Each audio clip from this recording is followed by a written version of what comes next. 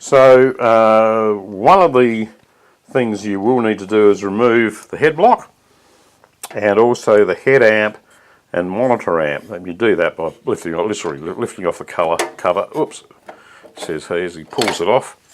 There's a couple of screws down here, one here to pull out the head amp, and you've got a central Allen key here, which is the lock to pull out the head block. You need to pull them all out. I had two things.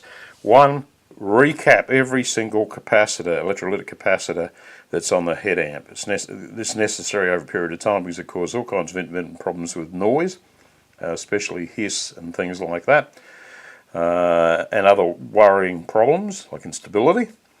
If you don't do it, it'll come back and bite you at some stage in the future. With the head block, I found corrosion on some of the pins. On all these, they're sitting in standard 0.156 pitch sockets, so a good idea to use a rubber to clean all the gold edge connectors on all of these, and when you do it all.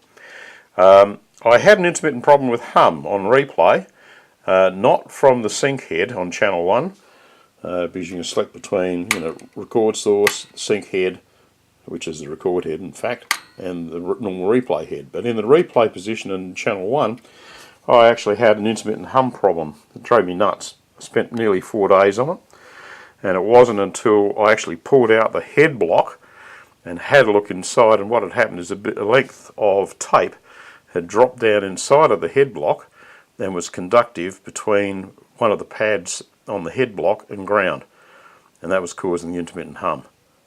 So pulling out the bit of tape that was lodged down inside of the channel there fixed that problem, but it just took me a long time to find it and fix it.